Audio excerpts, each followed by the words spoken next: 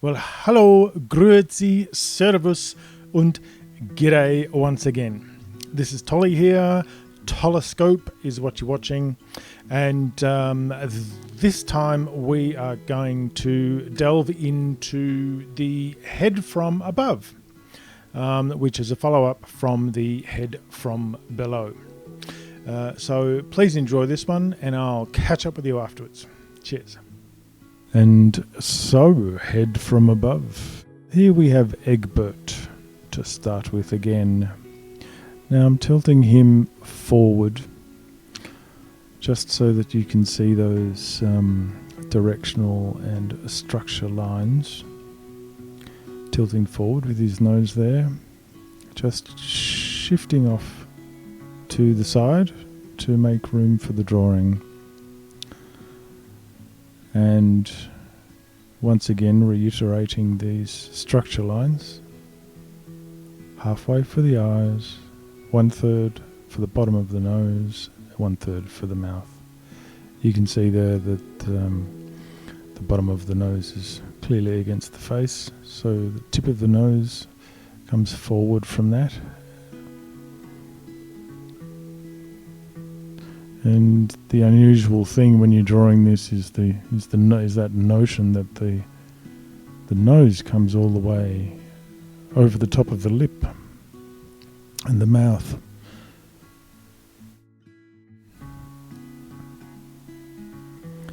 And now just some rudimentary shading for the cheek, the nose, and shaping the eyes. Just placement here, placement of the ear and the hairline. Now I'll just drop some rudimentary hair shapes in there. Drawing as a block, just blocking things in. And once again, blocking things in creates the detail in itself. You don't have to fuss over it, you just get the structure and the blocking, and the drawing begins to take shape all its own. Now, of course, I'm drawing in Photoshop, so the beauty of that is that you can undo and change as you see fit. Neckline and shoulders. So we're drawing from the head from above. He's tilting his head forward and looking down, and go into the routine of some background shading and blocking the hair in shadow and blocking the light falling, creating shadow on the left hand side, deepening that and building it up slowly, or in this case quickly at 5 times the speed, and going in there for some highlights.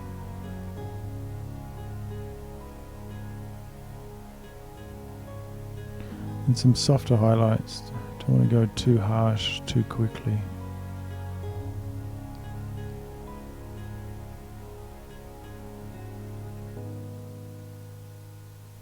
And so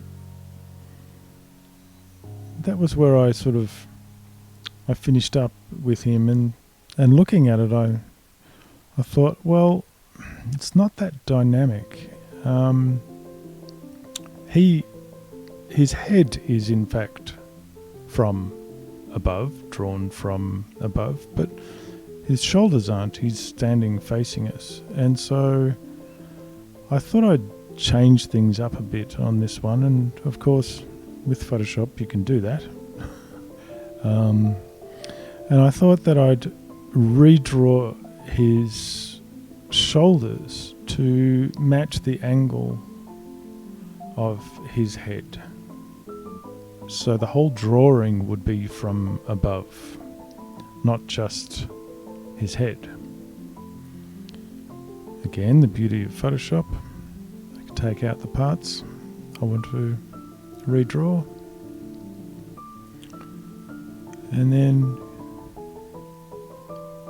go for a bit of a top angle on his whole upper body, his torso and shoulders as well.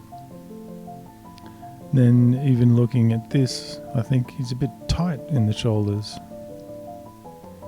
So I'll just take his shoulders and open up his shoulders, widen them out a little bit, and then get a bit of a shoulder blade action going on there behind, and that then fits in much better, I think, with the angle of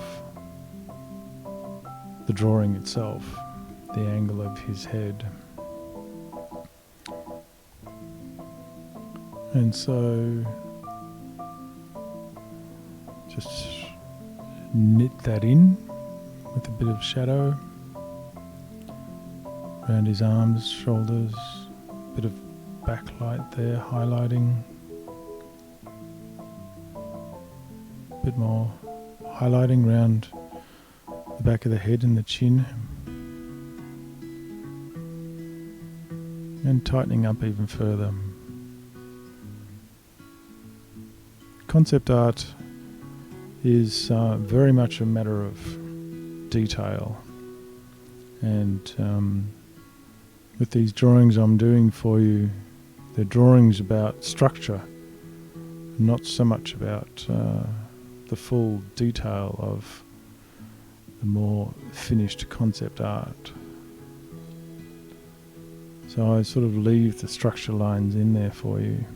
And then I began to think once again, I can add to this angle, I can add to this environment.